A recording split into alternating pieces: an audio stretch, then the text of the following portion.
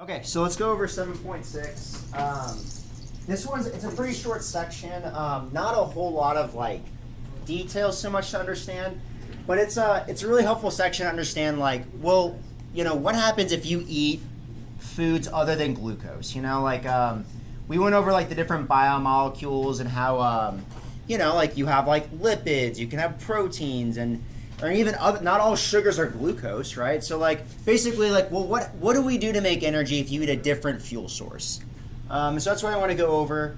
And basically like that's what they mean by catabolic pathways. So like if you eat another food source, how can you break down that food source and insert it into cellular respiration? Anabolic, that's where you make stuff. So how can we there are certain like products or like intermediates, I should say, of glycolysis and citric acid cycle that are used in anabolic pathways where we make things in the cell. So this is really kind of the almost teach everything right from this slide for this section. So here's the traditional form where, all right, you do eat your carbohydrates. Carbohydrates have sugars. We take those sugars and we put them into glucose.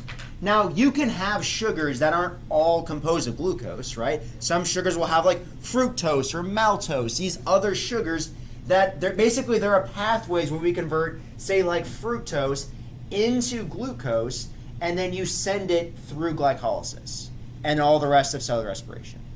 Or say you eat some proteins, right? You eat more protein than like, your body needs to like repair muscles or to like build things in your cell. Well, if we remove that amine group from the amino acids, we can then send that straight into different parts of the cellular respiration. Meaning we could send, there's a part where we could send it just into pyruvate. We could turn amino acids into acetyl-CoA, or we could turn amino acids into, maybe this might be like oxaloacetate, one of those like kind of intermediates that we make in the citric acid cycle. You don't need to memorize the exact processes here, but just understanding that overall idea that it isn't as simple as just like glucose, everything is glucose. You eat other things or fats. So here, this would be a deamination. That would be the process where you remove the amino group here, the amine group, excuse me. Here you could take fats and you can take a fat and break it into glycerol. Glycerol turns into glyceraldehyde 3-phosphate. When we went over like the 10 different reactions of glycolysis, I talked with you about how like glyceraldehyde actually make you think of the glycerol in a fat molecule. Then the fatty acids, they'll do something called beta oxidation.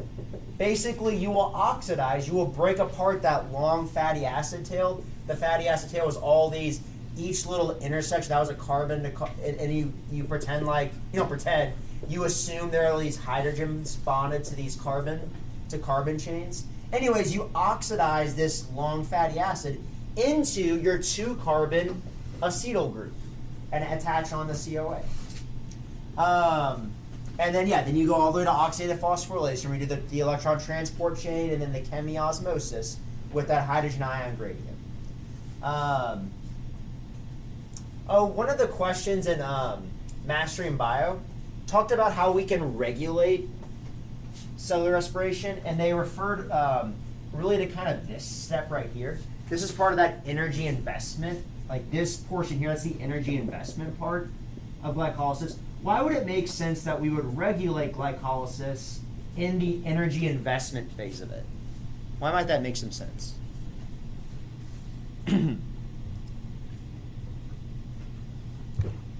Think about it this way. If you're going to invest your money, wouldn't it make sense that like you... Is there anything you're at? You don't want to invest too much all at once. Yeah, like if you'd want to stop your... Think of it this way. Let's say you ordered something on Amazon. You're like, oh shoot, I shouldn't have ordered that. And you have to try and do like a return. It would be better to just like check your card first before you order it. Similar idea here. Before you'd want to if you don't need to keep doing glycolysis or all of cellular respiration or even just glycolysis, you'd rather regulate it before you make the glyceraldehyde 3-phosphate. Before you invest that phosphate from an ATP, you'd rather regulate it before you do all that. It just makes more sense. It's like in medicine, it's like an ounce of prevention is worth a pound of cure. it's easier and more efficient to stop something before it gets going than to have to deal with all the consequences. Ramen is what I'm talking about. All right, so yeah, this slide here is really just going over in words what I was talking about there. There's a lot of different parts of cellular respiration where we can enter into. Another way of saying that is we can get electrons for cellular respiration from proteins and fats and other sugars. In other words, we can make NADH and FADH2 by oxidizing other food sources. Another consequence of this will be like, if you're thinking, I am not going to, I'm just going to eat all proteins and I'll never gain weight or something, I don't know, like whatever. You got to keep in mind, like, you can convert proteins and fats into sugars and stuff. Our body is very, like, flexible that way. I think a lot of people forget about that, They think, like, all fat comes from eating fats. And that's not true. If you eat too much, like, we can turn sugars into fats, right? If we've met the calories we need for the day, we could turn too much protein. We could then, there's pathways where we can convert proteins into the storage form of, like, for our calories as fats. So just keep that in mind. This is just talking about, like, the fats and stuff, like how you break it down, beta oxidation, I talked about that. And fats are more energy dense. I think I mentioned that back in chapter 3.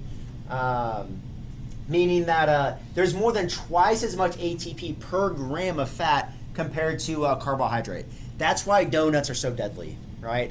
Like, it seems so small, but it's just so energy dense, That's also why, like, the fuel we put in our cars, those come from, like fats have that long carbon chain. That's, that's what, like, essentially, like, a lot of our fuels are made of. There's a lot of energy density and all those carbon to hydrogen bonds that make up that molecule.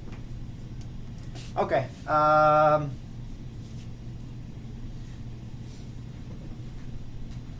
Yeah, I mentioned this earlier. Some of, like, the molecules we might need to make stuff are actual products of glycolysis or the citric acid cycle. In other words, sometimes we do glycolysis at the citric acid cycle to make some of these small molecules that we might need to build things in the cell. It isn't necessarily all just about making ATP, although that is the main purpose of cellular respiration. All right, and that's really it. I mean, the rest of this is just a good summary.